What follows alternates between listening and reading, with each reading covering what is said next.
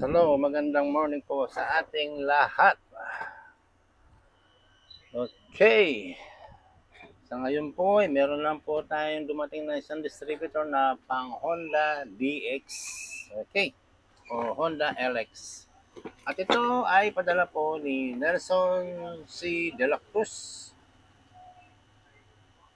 Tama ba? De la Cruz. From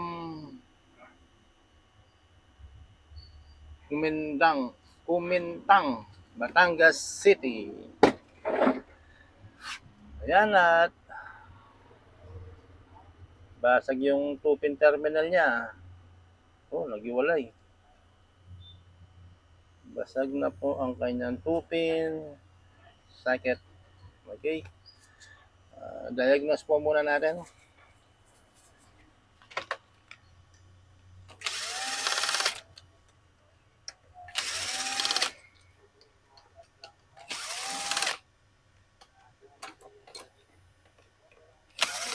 Again. To all subscribers at viewers, magandang morning. Maganda pa yung tayo ng takip. Ganda pa yung pagkahapon. Okay. Yung iba po kasing takip na kikita natin, humihiga po to. Ito. Yung mga receiver natin ng Spark. Okay. Pag humiga na po yan, sabihin, malayo na po yung agwat niya mula dito sa rotor. Okay.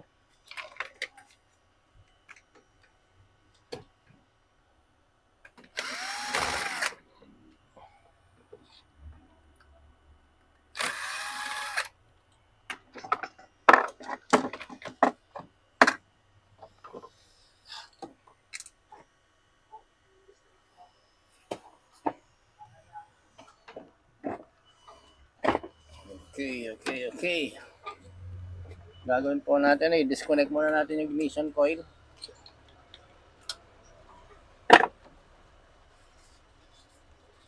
Malutong na ito ano niya. Maganda na rin. Ang tawag dito, chicharon na rin. Mga wire niya.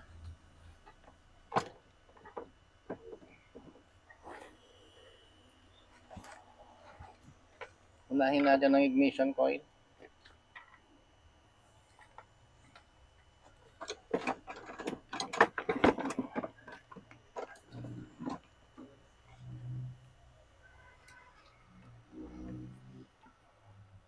Negative.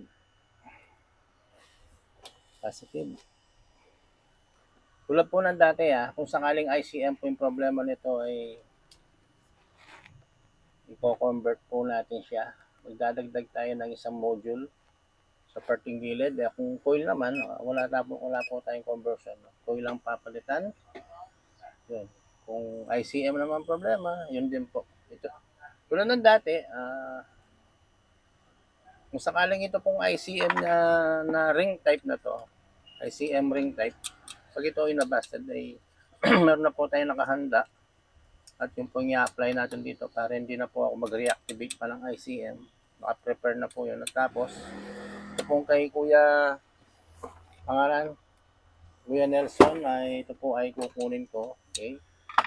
Sa mga ilang araw, yun lang po ang i-reactivate ko para ang timana, salpak-salpak na lang po. Okay? Subukan natin yung ignition coil niya. Ako, gumagana. 3,000 RPM. Tingnan natin. Ilaw.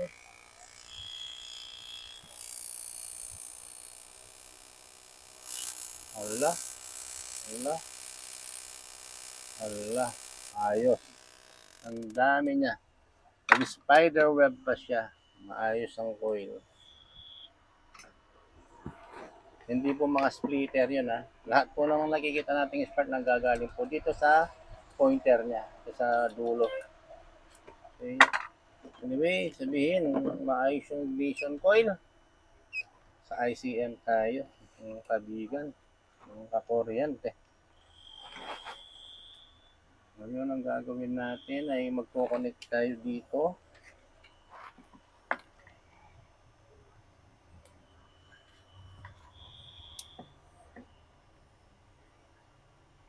connect. Ang bihira na nakakalas. Ayaw kumapit at ayaw kumagat. Yan. Tapos maglagay tayo ng zero ground sa body. Dito po mag-i-export ka na. Yan po natin. So, pag pinihit ko lang po ito, ipihit lang natin yan. Yan. Tapos po mag-i-spark siya dyan. Okay? Power on. Tira. Ayun. Oh, lakas oh. Ang lakas eh. Nakahawakan ko yung kuryente. Uwing nyo. Ang lakas. Yari. Ayun. At atin nakita. Ito pong ICM ni Kuya Nelson. Boss Nelson. Yan. Yari ang ICM mo. Ang gawin natin. Ilabas muna natin itong kanyang reactor wheel.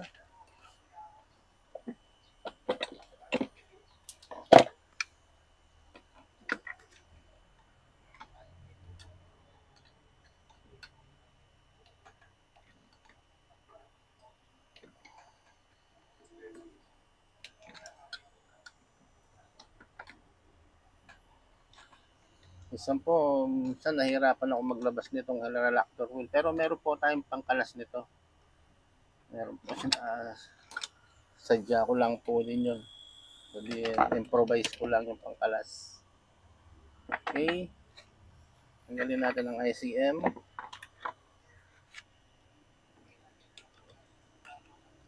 Ito, kahit na sino magkalas nito, pag binalik dito sa mga pin niya, mga terminal pin, hindi naman siya maliligaw kasi may mga sukat po yan. Kung saan mo tinanggal, doon din tatapa yan. Tanggalin natin ang ICM.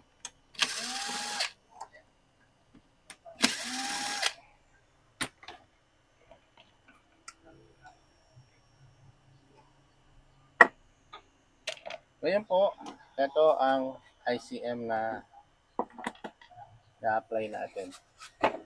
Okay. Parehas pong E1217 ay 117A. Okay, apply po natin siya dito. Tanggalin ko lang yung problem niya. Naka-reactivate na po yan, kaya po meron pong wire yan. Yan. Kaya ginaganyan ko po yan. Dahil po mahirap hanapin ang ICM ng Honda DX or Honda LX.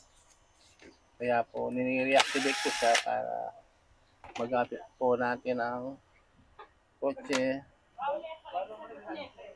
Dahil medyo kahirapan po ang kanyang ICM.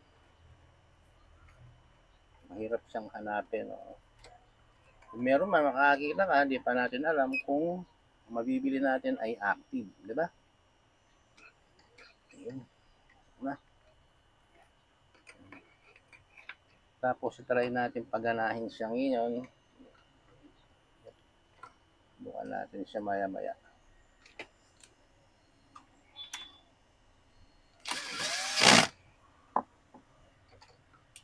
Ayan, ganun lang po kasimple. Naka-apply na po ang ICM natin. Ngayon, balik po natin yung reactor wheel. Galing ko lang yung snap lock niya. Okay. Yan. Hindi pa po nilagay yung lock niya kaya nahihila pa natin yan. Pipihit ko lang po yan tapos mag-connect tayo dito. Yan natin kung mag-i-export siya dito. Tulad po ng dati, may polarity din po yan. Basta nasa larangan po tayo ng 12 volts, kalimitan po lahat yan ay may mga polarity. Honda. So, dito tayo mag-connect. Dito po yung tingin.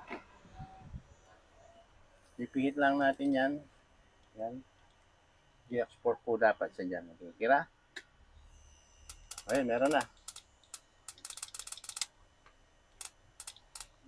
At least po itong reactivate ko, i-active na po yan. Okay na yan. Hindi po tal nito, busted na po to. Mga ilang araw, ito naman po yung reactivate ko para kung sakaling may dating dumating na customer, yan, salpak-salpak lang po. Dahil hindi ko na iwas-bawas trabaho pa, di ba? Okay. Ang lakas oh. Okay? Ngayon po, tulad ng dati, ganito lang po kasimple yung ating ginagawa. Ito po yung apply nating component niya. Dito po natin ilalagay yan. Magbubutas lang po ako ng mounting niya dyan para ito-tornilyo ko siya, i-bolt. Tapos, mag-i-slice po tayo dito para doon sa wiring. Okay, ganyan lang po kasimple. Okay, ngayon po, ito pong ignition coil, kailangan din natin ilabas yan. Okay. Yan, dapat natin munang ilabas ang coil. Okay. Yung pagkalas po ng rubber cap nung yan. Ginagamitan ko lang po siya ng black screw. Hindi ko po siya sinusundot-sundot, masisira po yung goma. At least dito madali siyang kalasin, di ba?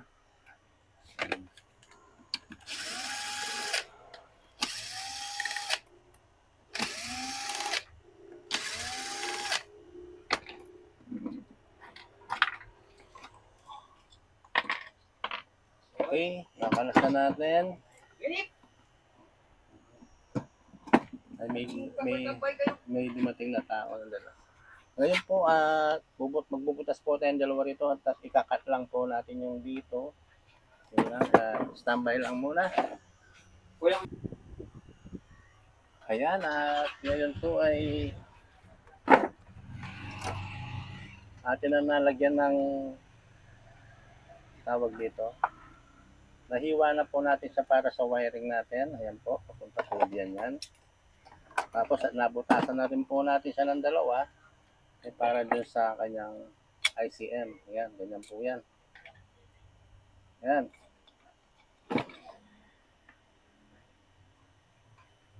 Alright. Ngayon ay balik na po natin kanyang ignition coil.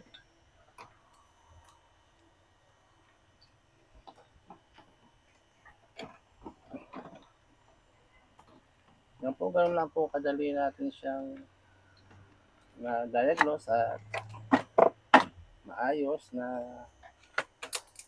hanggang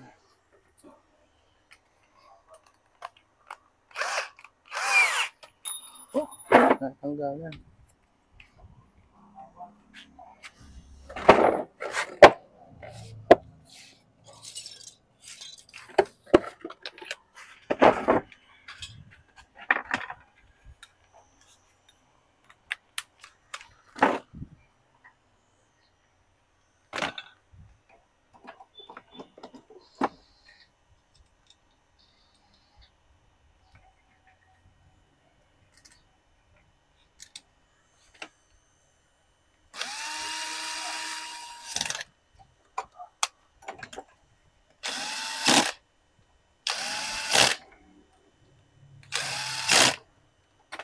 Yan. Alis po sa ngayon po kasi buti na discovery ko lang na reactivate.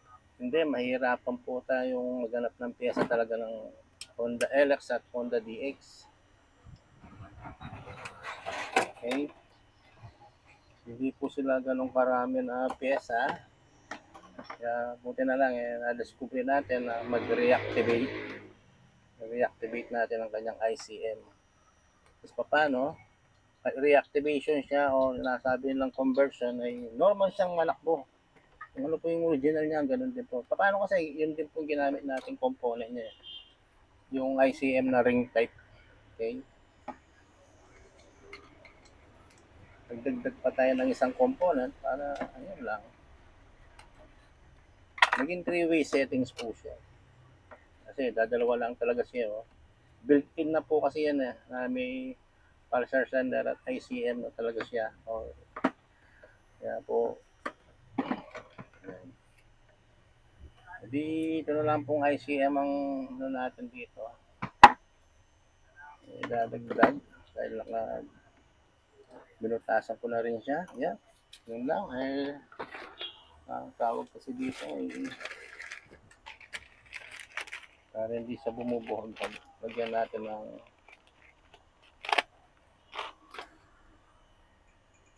limutan kong tawag dito sa mga plastic na to.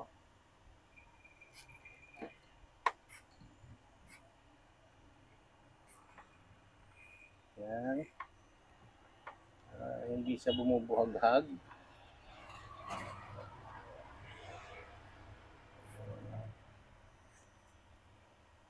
Ayan. Okay.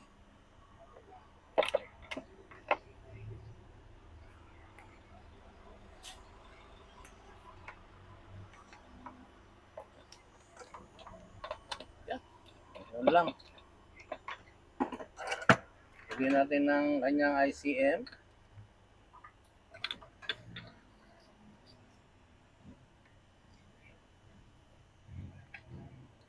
Babot natin.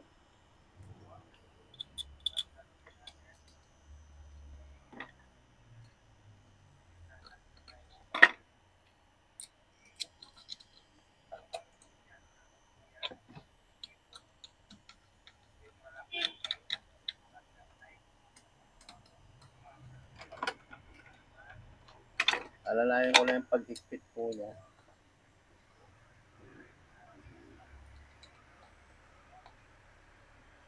Magandahan po nito, yung pong pambutas natin ay with thread po. Hindi po siya yung main nut sa loob. Okay. Yan, tibay po yan. Hindi po bibitaw yan. Ngayon, mag-iinitin ko na yung iron natin.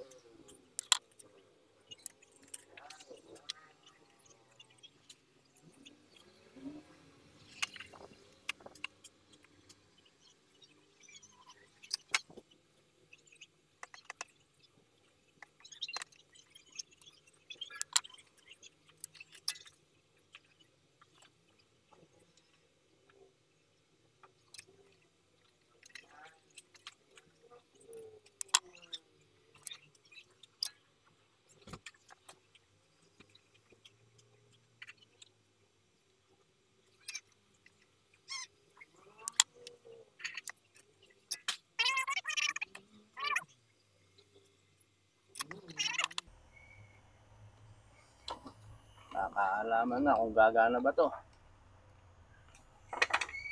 Okay.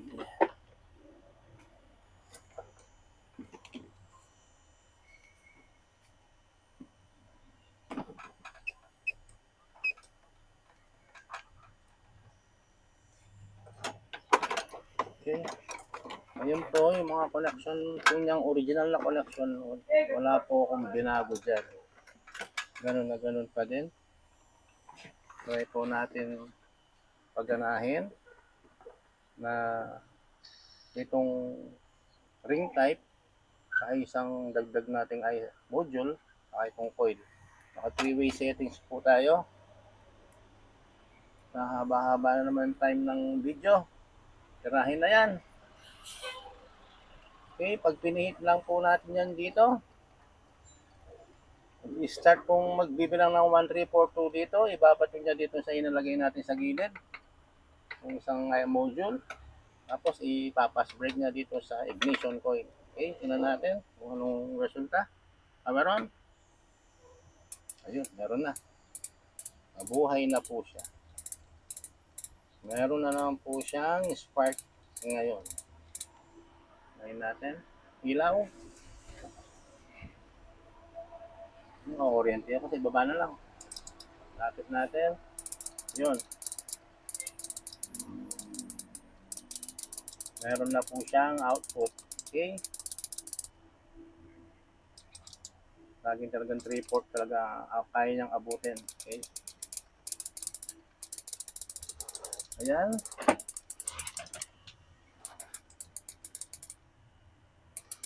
Muli po, ito pong distributor ay padala po ni Nelson de la Cruz ng Kumintang, Batangas City. Ayan boss, at muli na naman pong nabuhay ang ating distributor na Honda LX o Honda DX. Ayan, para po sa mga viewer natin po muli.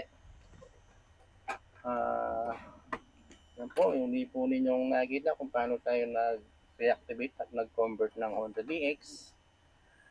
Ayan, isa na lang pong project ang ating natapos. Isa na lang pong customer ang matutuwa. Magagamit ng kanyang kotse. Okay, ayun lang po. Maraming salamat.